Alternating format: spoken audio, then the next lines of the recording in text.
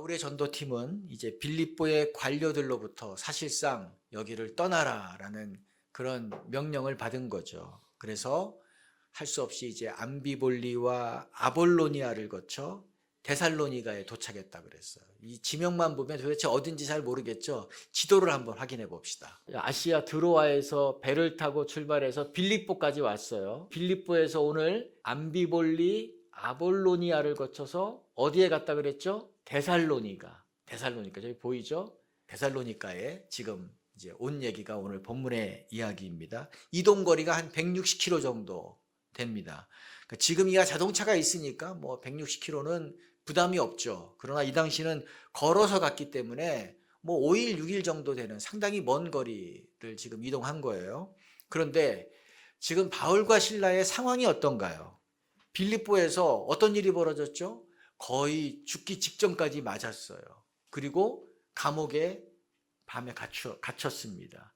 거기서 잠을 잤나요? 한숨도 못 잤어요. 뭐 너무나 많은 일들이 일어났단 말이에요. 그리고 나서 바로 아침이 되자 바로 이동한 것이에요.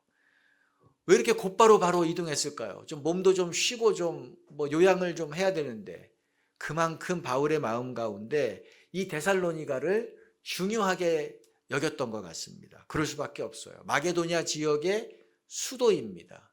가장 큰 도시예요. 인구도 수만 명이나 되고 지금도 데살로니가는 그리스라는 나라에서 수도 아테네 다음에 큰 도시가 데살로니가예요. 지금도 아주 풍경도 좋고 활력이 넘치는 그런 도시입니다. 근데 바울은 이제 늘 했던 대로 데살로니가에 가서 유대인의 회당에 들어가서 안식일에 성경을 강론했어요. 아마 3번 정도 안식일마다 성경을 강론한 것 같아요. 강론했다는 것은 아주 자세하게 풀어서 성경을 설명했다는 거죠. 가르쳤다는 겁니다. 뭘 강론했습니까? 강론한 내용이 3절에 나와요. 한 번 더 읽어봅시다. 뜻을 풀어 그리스도가 해를 받고 죽은 자 가운데서 다시 살아나야 할 것을 증언하고 이르되 내가 너희에게 전하는 이 예수가 곧 그리스도라 하니라. 예수님이 죽으시고 부활하셨다는 것을 가르치면서 이 예수가 그리스도시다, 메시아시다, 구원자시다 하는 것을 증언했어요. 예수라는 이름의 뜻이 우리를 죄에서 구원해 줄 자다라는 의미죠. 그리스도, 메시아 같은 말이라 그랬어요. 하나는 헬라어고 하나는 히브리어예요. 예수님이 그리스도시다, 예수님이 메시아시다는 것은 예수님이 구원자시다, 그런 의미인 것입니다. 지금 유대인들은 메시아 그리스도가 오기를 간절히 기다리고 있습니다. 강력한 메시아가 와서 우리가 지금 이 로마로부터 이런 핍박을 당하고 있는데 이 로마를 몰아내고 우리에게 자유와 번영을 가져다 주기를, 그 메시아를 지금 고대하고 있는 거예요. 그런데 변방 나사렛에서 자칭 메시아라는 존재가 나타났어요. 이름이 누구예요? 예수예요. 근데 아무리 봐도 메시아감이 아니에요. 부적격자예요. 배운 것도 없고 뭐 가정 배경도 형편없고 가난하고 군사적인 능력도 없고, 그러니까 하나님을 모독하는 것, 하나님의 이름을 모독하는 것이다라고 하고 그 예수를 죽였습니다. 그런데 바울은 오늘 데살로니가에서 뭐라 그랬어요? 이렇게 죽은 예수가 부활하신 그리스도시다라고 얘기한 것입니다. 예수님이 죽으신 것, 힘이 없어 죽으신 것이 아닙니다. 예수님이 죽으신 것은 우리가 죄의 값으로 죽어야 되는데, 죄인이기 때문에 마땅히 우리가 죽어야 되는데 우리의 죄를 예수님이 다 뒤집어 쓰시고 우리를 대신해서 죄의 형벌을 받으신 거예요. 근데 왜 3일 만에 부활하셨나요? 예수님이 우리의 죄를 대신하여 죽으셨지만 무덤에서 죽은 채로 계시면 사람들은 저 예수는 자기가 죄를 지었기 때문에 자기가 지은 죄에 대한 십자가 형벌을 받고 죽은 거야 라고 생각한다고요. 예수님이 그리스도시다, 구원자시다 라고 하셨던 그 말을 믿을 수가 없어요. 신빙할 수가 없는 것입니다. 그래서 죽음에서 예수님이 다시 살아나심으로 예수님이 우리를 죄에서 구원하셨다고 하는 그 그리스도시라는 것이 증명이 된 거예요. 확인이 된 것입니다.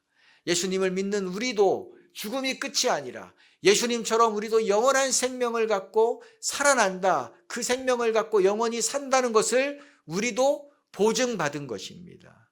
그래서 예수가 그리스도시다. 예수가 메시아시다. 이것이 복음의 핵심인 거예요. 바울이 지금 이 얘기만 하잖아요. 데살로니가는 마게도냐 지역의 수도입니다. 그래서 각 분야의 권력자들이 거기에 다 모여 있어요. 그리고 이 권력을 갖고 싶어하는 사람들, 이 권력을 추종하는 사람들, 이 다 그 데살로니가에 몰려왔을 거예요. 이들은 성공이나 성취, 여기에 대한 욕구, 야망이 아주 강력한 사람들이죠. 바울은 그들의 심성을 알고 있어요. 그래서 여러분, 예수님을 믿으면 여러분이 원하는 자리에 올라갈 수 있습니다. 예수님을 믿으면 여러분이 갖고 싶어하는 그 경제적인 부를 가질 수 있습니다. 예수님 믿으면 2대 3대까지 잘 살 수 있습니다. 이렇게 얘기하면 큰 호응을 얻을 수 있습니다. 왜? 그들이 그것을 원하는 얘기잖아요. 그런데 바울이 그런 얘기 하나도 하지 않았어요. 바울이 강론한 내용은 무엇이에요? 오직 예수님만이 그리스도이십니다. 구원자이십니다 였습니다. 왜 그런가요? 이 얘기는 반드시 들어야 될 얘기이기 때문에, 이 얘기는 바울이 아니면 할 수 없는 얘기이기 때문인 것입니다. 이것 때문에 바울이 빌립보에서 완전히 망가진 그 몸을 이끌고 160km를 단숨에 달려서 온 것인 것입니다. 예수가 그리스도이신 것을 전하기 위해서. 이것이 우리 교회 비전이기도 하죠. 우리 교회 첫 번째 비전이 뭐예요? 하나님 나라의 복음으로 영혼을 구원하는 교회.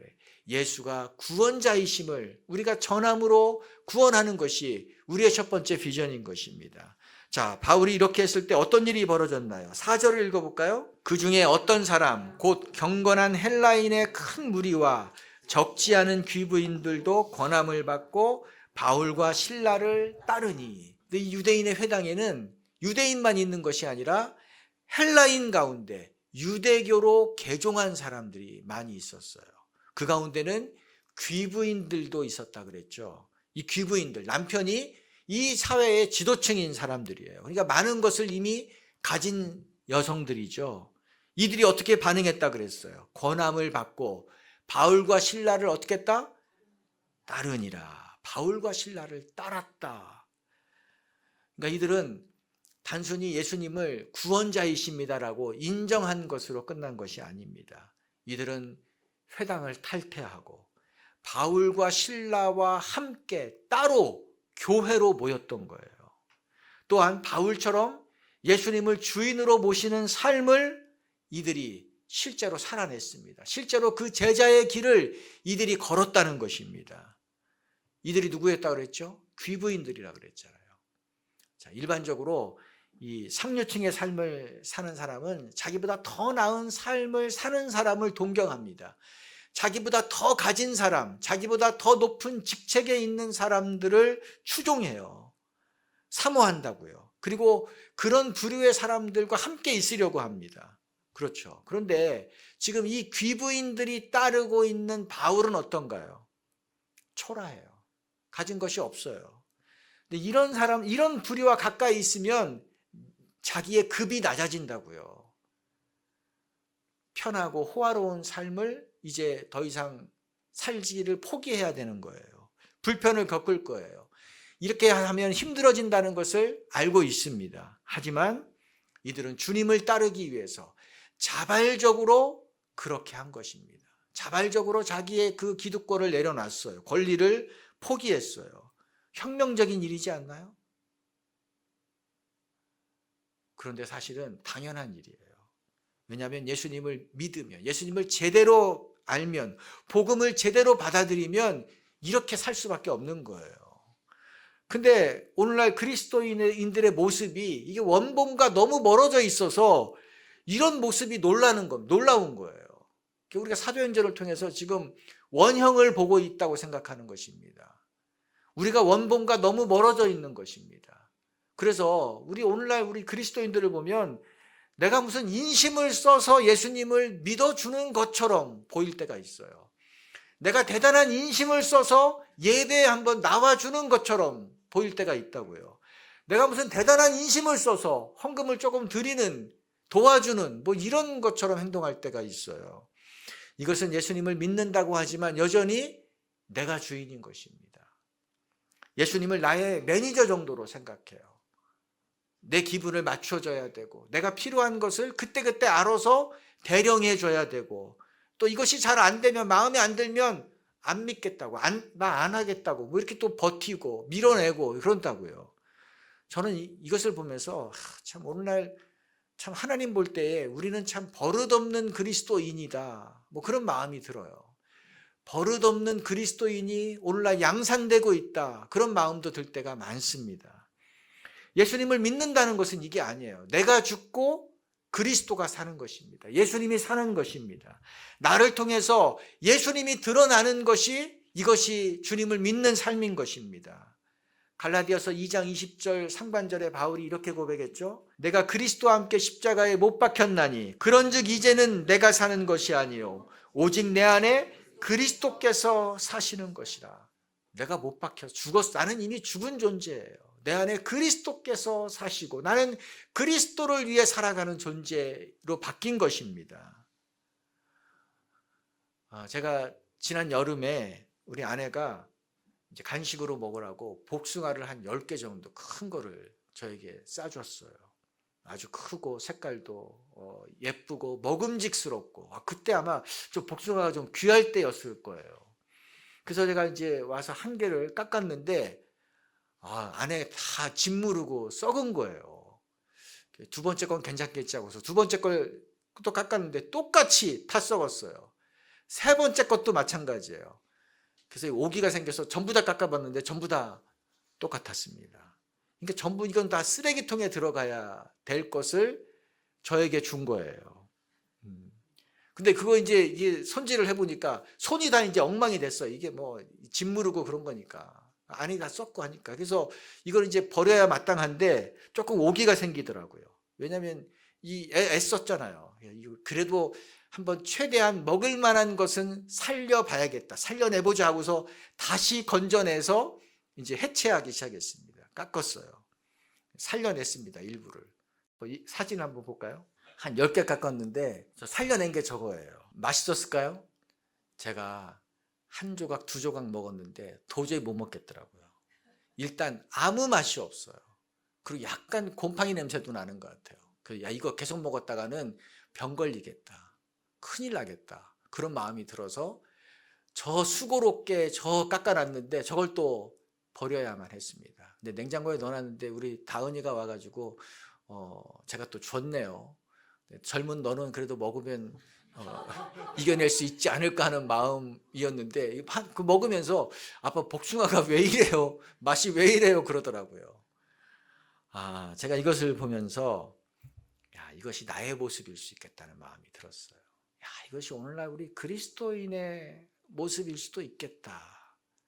왜냐하면 겉은 멀쩡해 보였거든요. 아무 문제 없어 보였어요. 근데 실제로 깎아보니까 속은 다 썩은 거예요. 속은 다 짓무른 거예요. 먹을 수 없는 복숭아예요. 이런 복숭아가 한 트럭 있다고 자랑할 수 있나요? 아니요. 그건 한 트럭이 아니라 그건 한 트럭을 폐기해야 될, 수거를 해야 되는 거예요. 처분 비용이 더 많이 들게 생겼어요. 제가 이 과정을 겪으면서 차라리 작고 못생기고 정말로 형편없는 복숭아일지라도 복숭아 맛이 나는 단 한 개가 저 많은 것보다 훨씬 더 낫겠다. 나는 선택하라면 그거 선택하겠다. 그런 마음이 들었습니다. 예수님이 왜 거대한 무리에 그렇게 마음을 두지 않았는지를 조금은 이해할 것 같았어요. 여러분, 데살로니가 성도들 삶이 변했습니다. 급격하게 변화되었어요. 작은 복숭아죠. 그런데 이들 가운데 문제가 생깁니다. 이 바울의 설교를 듣고 다 좋아한 것이 아니라 분노한 사람들이 있었어요. 회당에 있는 유대인들입니다. 이들은 사람들이 유대교에 관심을 가져야 되는데 다 바울을 따라서 가니까 시기심이 생겼죠. 그래서 폭력배를 동원해서 바울을 무너뜨리라고 뒤에서 사주합니다. 이들이 이제 바울이 머물고 있는 그 야손의 집에 습격을 했어요. 근데 바울이 거기에 없자 야손과 그 형제들을 끌고 읍장들에게, 그러니까 그 당시 관료들에게 데리고 가서 고소를 합니다. 어떤 내용으로 고소를 했는지 6절 7절을 읽어봅시다. 발견하지 못하매 야손과 및 형제들을 끌고 읍장들 앞에 가서 소리질러 이르되 천하를 어지럽게 하던 이 사람들이 여기도 이르매 야손이 그들을 맞아들였도다. 이 사람들이 다 가이사의 명을 거역하여 말하되 다른 임금 곧 예수라 하는 이가 있더이다 하더니, 읍장들에게 이들은 천하를 어지럽게 하는 자들입니다. 이들은 로마 황제의 명령을 거역하고 예수라고 하는 다른 왕을 가르치고 있습니다. 사실이 아니죠. 소동하게 하는 거는 자기들이 지금 폭력배 동원해서 소동하는 것이고, 바울은 하나님을 왕으로 섬겼지만 로마 황제를 거역하라고 가르치지는 않았어요. 근데 그러자 행정 관료들이 양쪽의 얘기를 듣고 야손에게 보석금을 부과하고 풀어줬죠. 보석금이라는 것은 일종의 보증각서 같은 것 같아요. 그래서 여기서 다시 소동을 일으키면 이제 네가 다 책임을 질 것이다. 네가 형벌을 받고 네가 모든 것을 다 감당해야 된다. 뭐 이런 거예요. 그러니 바울이 이 상황을 얘기 듣고 데살로니카에 더 이상 있을 수가 없었습니다. 그러면 다 위험에 빠뜨리는 일이잖아요. 그래서 밤에 은밀하게 베레아로 피신을 했어요. 베레아는 한 3일 정도 걸리거든요. 근데 베레아에 가보니까 거기는 분위기가 또 달랐습니다. 어떻게 달랐나요? 11절 읽어볼까요? 베레아에 있는 사람들은 데살로니가에 있는 사람들보다 더 너그러워서 간절한 마음으로 말씀을 받고 이것이 그러한가 하여 날마다 성경을 상고함으로 더 너그러웠다 그랬어요. 마음의 태도가 굉장히 품이 있고 신사적이었다. 품격 있는 사람들이다. 그런 거예요.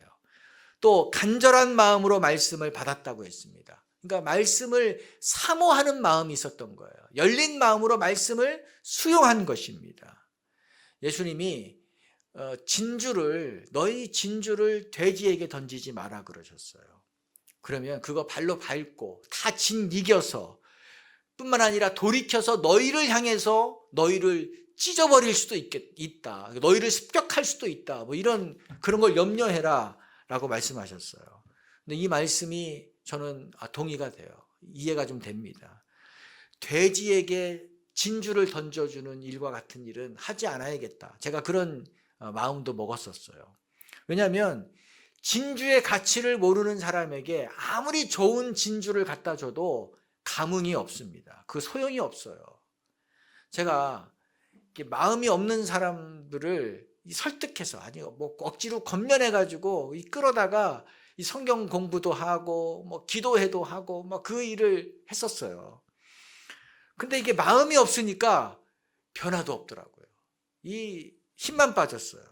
둘이 얘기하는데도 딴 생각하고 있고, 둘이 말씀을 가르치는, 내가 이 설명을 하는데도 졸고 있고, 기도하는데도 이게 입도 뻥긋 안 하고 있고, 나중에 또 엉뚱한 얘기하고, 이거 가치를 아는 사람에게 해야겠다. 정말 마음에 하나님을 알고 싶어 하고, 말씀을 알고 싶어 하는 사람에게 이 진주를 던져줘야지 이 진주가 빛을 발하겠다. 목마른 사람에게 해야겠다는 그 마음의 결심을 좀 했던 적이 있습니다. 그래요. 베레아 사람들의 마음이 어땠다고요? 간절한 마음으로 말씀을 받았어요. 하나도 놓치지 않겠다는 그 마음이 있었던 거예요. 또 두 번째, 이것이 그러한가 하여 날마다 성경을 상고했다고 했어요. 말씀을 듣고 나서 맹목적으로 믿고 무조건 기계적으로 믿고 이것이 아니에요. 집에 가서 그 말씀을 다시 펼쳐놓고 말씀을 다시 생각한 거예요. 정말 예수가 메시아가 맞는가? 정말 예수가 성경이 말하는 구원자가 맞는가? 유일한 구원자인가? 이거를 확인한 것입니다. 그런데 이렇게 성경을 알려고 하고 이렇게 성경을 탐구하는 사람은 반드시 예수님을 만납니다. 반드시 삶이 변화돼요. 왜 그런가요? 이런 사람들은 견고하여 흔들리지 않는 믿음을 가질 수밖에 없습니다. 왜 그렇죠? 성경은 살아있는 하나님의 말씀이기 때문에 그랬어요. 히브리서 4장 12절에 하나님의 말씀은 살았고 운동력이 있다 그랬잖아요. 펄펄 살아있는 이 화로와 같다고요. 그리고 예수님은 성경이 나에 대해서 증거한다고 말씀하셨잖아요. 그러니까 성경이 예수님에 대해서 증거하기 때문에 성경을 탐구하는 사람은 예수님을 만날 수밖에 없는 거예요. 그런데 이 성경을 알려고 하지 않고 이 성경에 무관심하고 감정적으로 느낌으로만 반응하려고 하면 어떤가요? 늘 갈대처럼 흔들려요. 예수 오래 믿어도 어린아이 수준을 벗어나지 못합니다. 이단이 와서 얘기해도 그것도 그렇네, 그런가, 그럴 수도 있겠네 하면서 거기에 또 솔깃해서 넘어간다고요. 누군가 늘 옆에 붙어서 뭔가를 입에 넣어줘야 돼요. 어린아이처럼 케어해줘야 돼요. 손잡고 끌고 와야 돼요. 끌고 가야 돼요. 그래야 겨우 생명을 연명한다고요. 어제는 할렐루야 하나님이 은혜를 주셨습니다, 나에게 감동을 주셨습니다라고 하지만 또 오늘은 또 조금만 어려움이 있으면, 힘든 일이 있으면 하나님 어디 계시냐고 하고, 왜 나를 이렇게 방관하게 하시냐고 뭐 이렇게 지하실로 내려간다고요. 입을 뒤집어 쓴다고요. 이게 어린아이 같은 일이잖아요. 왜 그래요? 내 안에 하나님 말씀이 없기 때문에 그럴 것입니다. 말씀을 상고해야 될 줄로 믿습니다. 베레아 사람들은 말씀을 사랑하고 묵상했기 때문에 자라났어요. 성장했어요. 어른과 같은 믿음이 생겼습니다. 그런데 여기도 또 문제가 생겨요. 데살로니가에서 바울을 대적했던 그 사람들이 베레아에 있는 줄 어떻게 알았는지 거기까지 쫓아와서 또 바울을 이제 잡아가려고 했습니다. 해방하는 일을 벌여요. 데살로니카에서 베레아까지는 80km 거리예요. 걸어서 3일 길입니다. 사실 예전에 이 당시에 이 정도 거리면 생활권이 다른 거예요. 이게 교류가 없는 지역입니다. 그런데도 여기를 달려왔다고요. 불량배 동원하려면 얼마나 많은 돈을 지불했겠어요. 그런데도 불구하고 그 열정을 보십시오.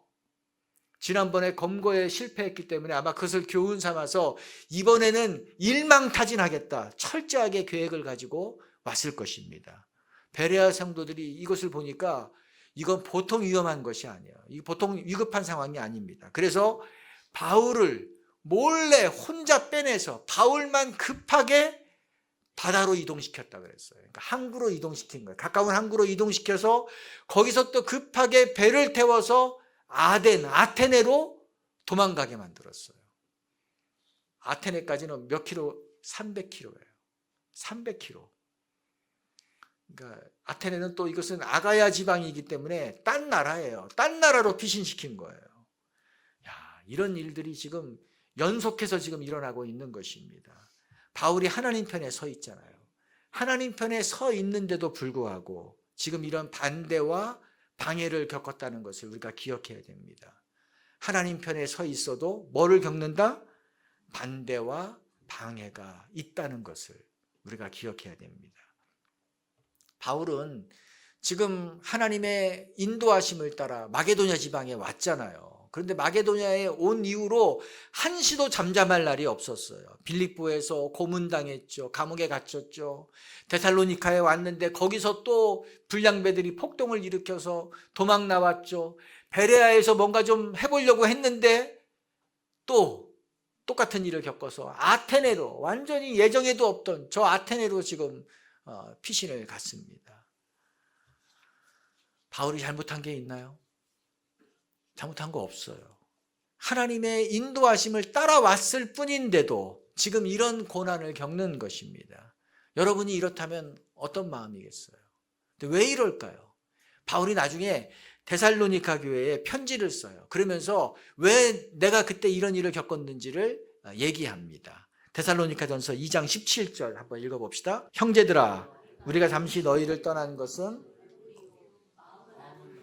너희 얼굴 보기를 열정으로 더욱 힘썼노라. 그러므로 나 바울은 한두 번 너희에게 가고자 하였으나 사단이 우리를 막았도다.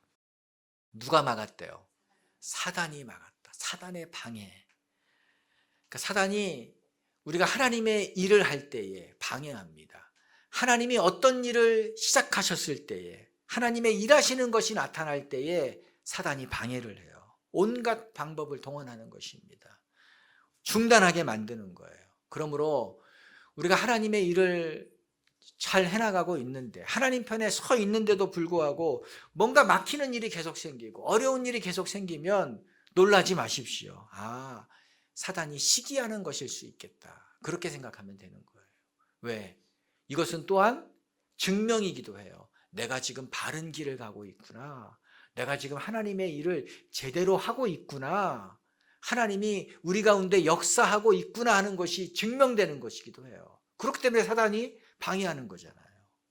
하지만 또 우리는 이런 일을 계속 겪으면 마음이 지치죠. 마음이 지쳐요. 아니, 바울이 도망 다니는 것도 한두 번이지. 지금 반복해서 이런 일을 겪으면, 뭐 아덴에 갔지만 거기서도 그런 일이 생길 거라는 예상을 할 수 있잖아요. 그러면 포기하고 싶은 마음이 생긴다고요. 아, 이게 뭔가 그런 마음이 생겨요. 얼마 전에 제가 아는 목사님이 먼 지역에 있는데 밤중에 교회를 찾아왔어요. 그래서 조용한 곳에 가서 따로 이제 차를 마시면서 얘기를 나눴는데, 저에게 사람이 정말 변화될까요? 라고 묻더라고요. 사람이 정말 변할까요? 제 잠잠히 있었더니 자기도 그렇게 믿고 싶은데 경험적으로 아닌 것 같다는 거예요. 마음으로는 정말 이렇게 믿고 싶은데 경험적으로는 아닌 것 같다는 거예요. 몇 번이나 돌이킬 기회를 주고 몇 번이나 다시 또 받아주고, 그런데도 불구하고 또 등 돌리는 일, 뭐 이런 일들을 반복해서 겪으면서 마음에 회의감이 든 거예요. 지쳤어요. 아주 유쾌한 분인데 몸에 병이 생겼더라고요. 제가 그 마음을 조금은 알겠어요. 조금은 이해가 돼요. 그래서 제가 그랬어요. 그래도 우리는 예수님 따르는 사람이잖아요. 그래도 우리는 예수님을 따라가는 사람이잖아요. 예수님도 숱하게 이런 일 겪었기 때문에 그 마음 잘 아실 거예요. 그럼에도 불구하고 예수님은 사명을 포기하지 않으셨고 또 사람들을 사랑하시되 끝까지 사랑하셨다 말씀하셨잖아요. 우리가 또 그 말씀 따라가야죠. 어떡하겠어요. 뭐 이제 그렇게 이야기를 했던 적이 있습니다. 그래요. 우리가 바울처럼 하나님 말씀 따랐는데도, 하나님 말씀을 따르는데도 불구하고 또 하나님이 주신 사람들을 사랑하고 하나님이 맡겨주신 사람들을 섬기고 이렇게 했는데도 불구하고 고맙습니다, 감사합니다, 뭐 이런 반응이 안 나올 때가 많습니다. 그렇지 않나요? 오히려 더 큰 어려움을 겪을 때가 얼마나 많아요. 정당한 평가, 정당한 보상, 정당한 인정, 정당한 지지 받지 못한다고요. 이럴 때 우리 마음은 무너져요. 힘들어요. 좌절한다고요. 예수님도 이랬어요. 예수님이 우리를 구원하시기 위해서 하나님이신 예수님이 이 땅에 오셨습니다. 그런데 사람들은 오히려 예수님을 십자가에 죽였어요. 우리를 구원하기 위해 오셨는데 예수님이 하나님이신데도 마땅한 대접을 한 번도 받지 못하셨어요. 그럼에도 불구하고 예수님은 우리를 사랑하시고 구원하시는 일을 중단하지 않으셨어요. 끝까지 하셨습니다. 로마서 5장 8절 한번 읽어봅시다. 우리가 아직 죄인 되었을 때에 그리스도께서 우리를 위하여 죽으심으로 하나님께서 우리에 대한 자기의 사랑을 확증하셨느니라. 우리가 하나님을 찾지도 않았다고요. 우리가 하나님 필요 없다고 했던 사람들이에요. 죄인이었어요. 그런데도 하나님은 우리를 사랑해 주셨다고 말씀하셨잖아요. 사실 그 사랑 때문에 우리가 지금 여기에 있는 거예요. 지금 이 자리에 있는 거예요. 우리의 과거를 돌아보면 얼마나 부끄럽습니까? 우리 같은 사람 사랑 못해요. 근데 주님이 우리를 사랑해 주셨다고요. 받아주셨다고요. 그래서 우리가 예수님을 따라갈 때 우리는 이 세상의 방해, 사단의 방해가 있다는 것을 기억해야 될 줄로 믿습니다. 우리를 좋아하지 않아요. 우리를 향해서 박수 쳐주지 않는다고요. 그렇지만 우리는 하나님께 받은 사랑이 너무나 크기 때문에 우리가 굴복하지 않고 그럼에도 불구하고 앞으로 나아가는 거예요. 그러면 이 음부의 권세, 사단의 권세가 우리를 넘어뜨릴 것 같지만 우리를 넘어뜨리지 못한다고 했습니다. 음부의 권세가 교회를 이기지 못한다고 주님이 약속하셨습니다. 우리가 그것을 보게 될 것입니다. 또 두 번째로 우리가 하나님 편에 서면 어떤 일이 일어납니까? 하나님이 일을 이루십니다. 읽어봅시다. 시작. 지금 바울은 실패한 사람이에요. 실패한 것처럼 보여요. 시작은 했지만 사실 마무리 지은 게 아무것도 없어요. 조금 뭐가 좀 해보려고 했는데 다 중간에 쫓겨났어요. 그런데 나중에 보니까 실패한 것이 아니었습니다. 나중에 뒤돌아보니까 빌립보 교회가 굳건히 세워져 있는 거예요. 나중에 뒤돌아보니까 데살로니가 교회가 아름답게 세워져 있었어요. 나중에 뒤돌아보니까 베레아 교회가 넘치도록 풍성해져 있었습니다. 무엇을 말하나요? 하나님은 하나님의 편에 서서 하나님을 따르는 자들을 통해서 결국은 하나님이 일하신다는 거예요.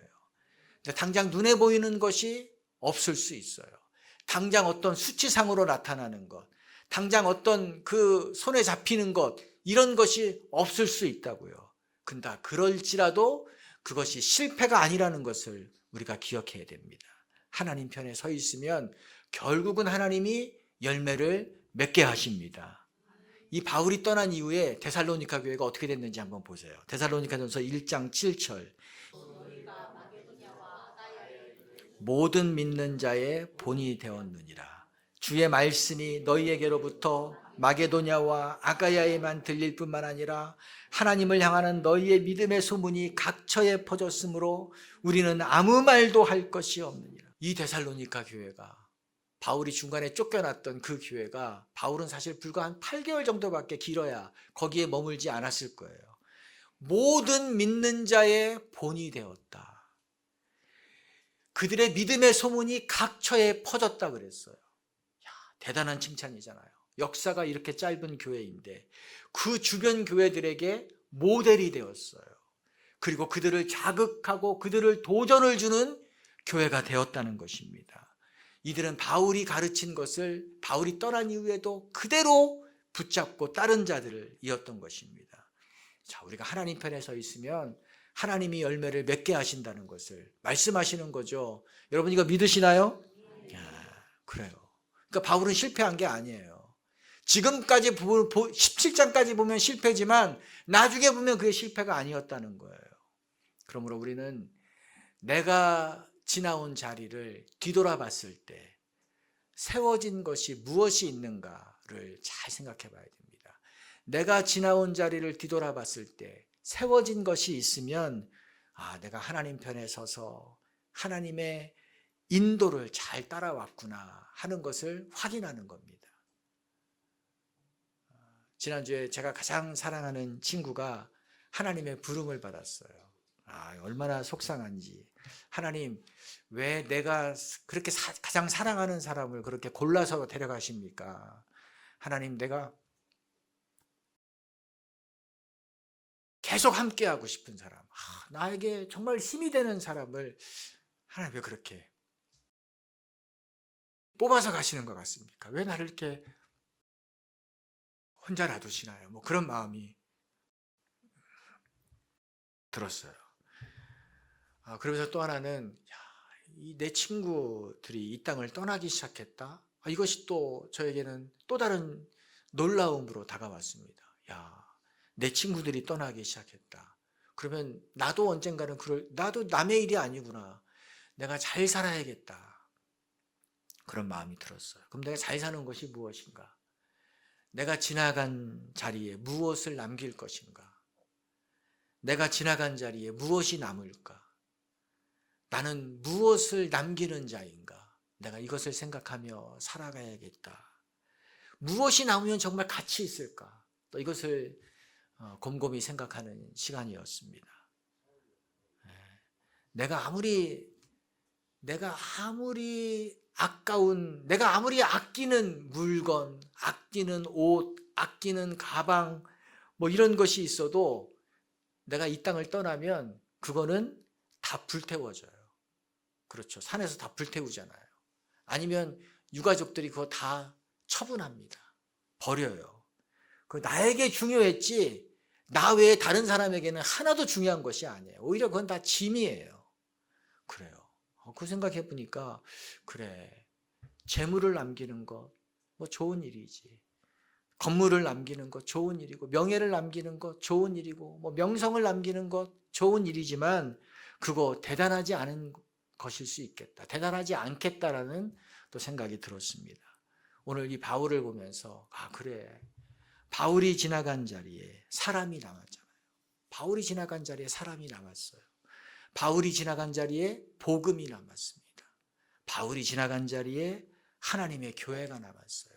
그래, 이거다. 내가 지나간 자리에, 우리가 지나간 자리에 사람이 남아야 된다. 우리가 지나간 자리에 복음이 남아야 되고, 우리가 지나간 자리마다 하나님의 교회가 남아야 된다. 이런 마음을 가졌습니다. 여러분들도 그런 마음 가지시기 바랍니다. 근데 이것은 우리의 힘으로 남길 수 있는 게 아니에요. 우리의 노력으로 남길 수 있는 게 아니에요. 우리는 못해요. 오히려 우리가 이렇게 하려고 하면 방해가 있고 어려움이 있습니다. 그러나 하나님의 편에 서 있으면, 하나님의 편에 서서 그 하나님의 인도하심을 꿋꿋이 따라가면 누가 이루세요? 하나님이 이루신다고요. 바울은 다 중간에 완성 못하고 다른 지역으로 갔어요. 그런데 결국은 하나님이 이루시잖아요. 우리를 통해서도 그런 일을 이루실 줄로 믿습니다. 우리의 나이가 60이어도, 우리의 나이가 70이어도, 우리의 나이가 80이어도 늦지 않아요. 이것은 할 수 있어요. 시험 쳐서 우리가 어디에 합격은 못해도 이 일은 할 수 있다니까요. 사람은 남길 수 있습니다. 복음은 남길 수 있어요. 하나님의 교회는 세울 수 있는 것입니다. 그리고 이것은 해야만 되는 일입니다. 왜? 영원한 가치가 있는 일이기 때문에. 그래서 우리 모든 성도님들, 이 하나님 편에 서서 이 하나님의 일을 이루시는 일에 쓰임받기를 주님의 이름으로 축복합니다. 우리 교회가 겉은 멀쩡한 썩은 복숭아가 아니라 겉은 아무것도 없는 그런지라도 제대로 복숭아 맛이 나는 그런 복숭아 같은 교회가 되어야 될 줄로 믿습니다. 아멘. 같이 기도합시다. 하나님, 그래, 오늘 바울이 그 빌립보에서 어려움을 당하고 단숨에 160km를 걸어서 데살로니가에 왔습니다. 또 그곳에서 힘을 다해서 예수가 그리스도이심을 전했고, 또 하지만 옳은 일을 했지만 또 베레아로 쫓겨갈 수밖에 없었어요. 거기서 똑같은 일을 했습니다. 그런데도 또 쫓겨났습니다. 그래, 우리가 하나님의 편에 서 있을지라도 우리를 방해하고 우리를 어렵게 하는 세력은 늘 있는 것입니다. 여기에 굴복하면 아무것도 못해요. 여기에 굴복하면 그들을 기쁘게 하는 것입니다. 그들이 잔치를 벌이게 하는 일입니다. 하나님, 내가 어떤 일이 있어도 이 하나님 편에 서는 이 믿음의 길을 내가 놓지 않겠습니다. 이 방해를 이기는 자가 되겠습니다. 또 하나님이 일을 이루시는 것을 믿음으로 나아가겠습니다. 그래서 나를 통해서 하나님 사람이 지어지게 해주십시오. 나를 통해서 복음이 전해지게 도와주십시오. 나를 통해서 하나님의 교회가 세워지게 해주십시오. 내가 그것을 남기는 사람이 되고 싶습니다. 그 일에 쓰임받고 싶습니다. 나는 할 수 없지만 하나님이 이 일을 이루시는 분이기 때문에 내가 하나님 편에 서 있겠습니다. 끝까지 서 있겠습니다. 하나님 도와주십시오. 우리의 마음을 주 앞에 올려드립시다. 아버지 하나님 도와주십시오. 아버지 하나님 도와주십시오. 하나님, 주님 편에 서기를 원합니다. 하나님, 얼마나 많은 반대와 방해가 이 주님의 길을 갈 때에 있는지 모릅니다. 우리를 넘어뜨리고 우리를 낭망하게 하는 것들이 있는지 모릅니다. 그러나 그럴지라도 하나님, 넘어지지 않겠습니다. 그럴지라도 포기하지 않겠습니다. 주님이 우리와 함께 계시기 때문입니다. 주님이 우리를 사랑하셨기 때문에, 하나님, 주님이 우리가 가신 길을 먼저 가셨기 때문에, 내가 겪는 고난보다 더 큰 사랑을 받은 자이기 때문에 하나님, 주님을 놓지 않겠습니다. 주님을 떠나지 않겠습니다. 그리고 주님에게 그 맡겨주신 길, 주님에게 주님이 맡겨주신 그 사명을 아버지 놓치지 않겠습니다. 그 길을 따라가겠습니다. 하나님, 그래서 우리를 통해서 아버지 하나님의 사람들이 남는 축복을 내려주십시오. 우리를 통해서 하나님의 사람이 세워지는 축복을 주십시오. 우리를 통해서 복음이 전파되는 축복이 있게 하여 주십시오. 우리를 통해서 하나님의 일이 이루어지는 일에 하나님 우리가 쓰임받게 하여 주시옵소서. 이 가치 있는 것들을 위해서 우리가 진력하며 나아갈 수 있게 하여 주십시오. 주님 도와주십시오. 주님 이끌어 주십시오. 또 한 가지 우리가 중보기도 합시다. 주님의 길을 따라갈 때에 그 큰 어려움과 큰 사단의 방해를 받으면 내적인 상처를 입습니다. 내적인 깊은 또 곤고함, 충격, 또 아픔을 겪을 수밖에 없습니다. 또 우리 믿음의 가족들 가운데에도 또 그런 어려움 가운데 있는 분들이 있을 거예요. 우리가 그들을 위해서 기도합시다. 하나님, 주님의 길을 따르다가 하나님 정당한 대가 평가를 받지 못하고 오히려 어려움 때문에 하나님 시리에 빠진 자들이 있다면 주님 위로해 주십시오. 주님의 사랑으로 그 아픔을 덮어 주십시오. 그리고 다시 일어설 수 있는 힘을 내어 주십시오.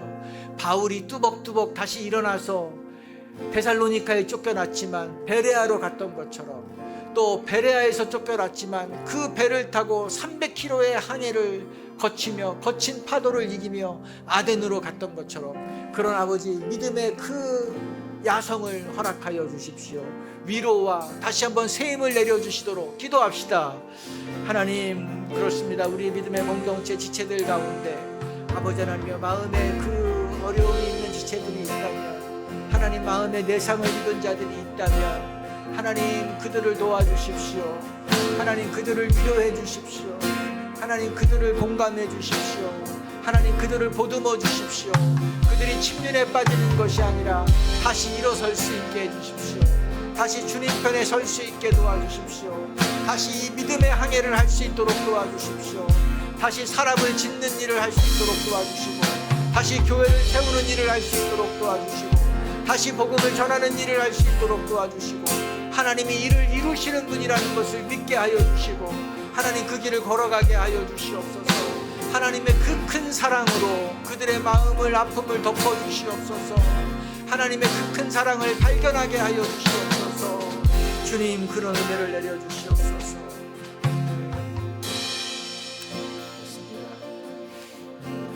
그렇습니다.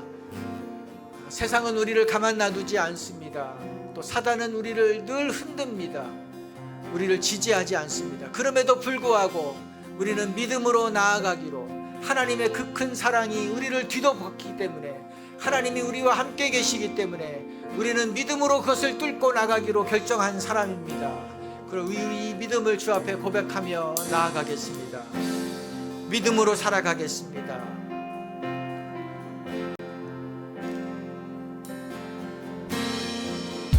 세상은 들리고 사람들은 변하여도 나는 주를 섬기리.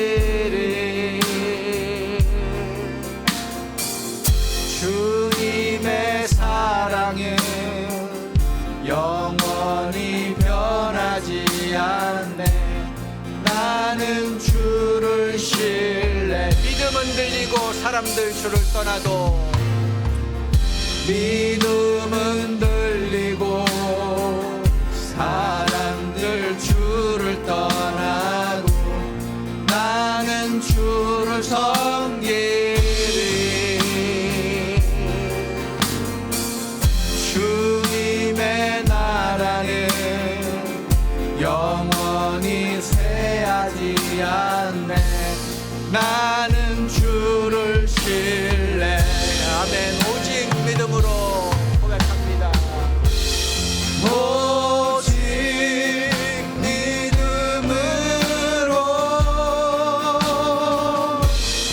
믿음으로 내가 살리라.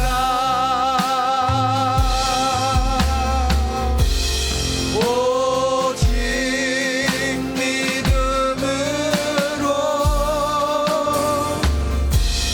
믿음으로 내가 살리라.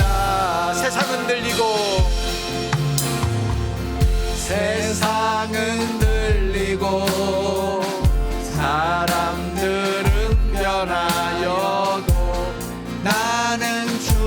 섬기리. 주님의 사랑은 영원히 변하지 않네. 나는 주를 신뢰. 오직 믿음으로 살아가겠습니다. 오직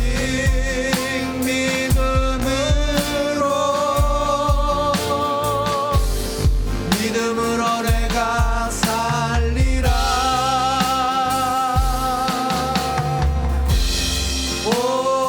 오직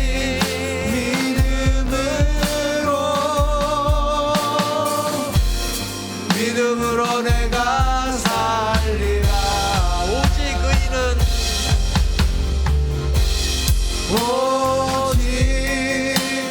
의인은 믿음으로 말미암아 살리라. 오직 의인은 믿음으로 말미암아 살리라. 믿음으로 말미암아 살리라. 믿음으로 말미암아 살리라. 사랑하는 아버지, 정말로 너무나 가벼운 믿음, 너무나 가벼운 그 주님을 따른다고 믿는다고 하는 그 고백이 횡행하는 이 시대에 하나님, 우리 사도행전을 통해서 우리 믿음의 선조들이 어떤 믿음이 정수인가를 또 우리에게 보여주셔서 감사합니다. 하나님, 이것을 지식적으로 아는 것은 아무런 힘이 없다는 것을 저희들이 알고 있습니다. 하나님, 이것이 저희의 삶이 되게 도와주십시오. 이 삶을 믿고 따르는 자가 되게 도와주십시오. 참 제자의 길을 가는 자가 되게 도와주십시오. 그래서 그 역사가 짧은 그 데살로니가 교회, 그 짧은 가르침 밖에 받지 못했지만 예수가 그리스도시다라는 이 복음의 그 진리, 단순한 진리만을 그들이 배웠지만 하나님, 그것을 붙들고 나아갔을 때에 마게도냐와 온 아가야 지방의 교회들을 깨웠던 것처럼 믿음의 삶이 무엇인가를 그들이 삶으로 보여서 충격을 주었던 것처럼 하나님, 우리가 그런 삶을 살게 도와주십시오. 참 그리스도의 제자된 삶을 드러내는 자들이 되게 도와주십시오. 하나님, 그런 교회 되게 도와주십시오. 허황된 것, 곧 사라져버릴 것에 우리의 마음을 두지 않게 하여 주시옵소서. 오직 진리 되신 예수 그리스도, 그 예수 그리스도의 말씀만 우리가 붙잡고 살아가게 하여 주시옵소서. 그런 강한 성도, 그런 강한 교회 되게 하여 주시옵소서. 그래서 어떤 어려움이 있더라도 그것에 굴복하는 것이 아니라 음부의 권세를 이기는 자들이 되게 도와 주시옵소서. 그래서 마침내 하나님께서 하나님 편에 서는 자들을 통해서 하나님의 일을 이루시는 것을 하나님 보여주는 그런 사람들, 그런 교회 되게 하여 주실 줄로 믿습니다. 금년 한 해 우리가 이것을 믿고 추구하며 나아갈 때에 하나님의 일하심, 하나님의 영광을 보게 하여 주실 것을 믿습니다. 성부와 성자와 성령의 은혜가 오늘 하나님 편에 서서 하나님의 인도하심을 끝까지 따라가기로 결단한 성도들 위해 영원히 함께 하시기를 예수님의 이름으로 축원드립니다.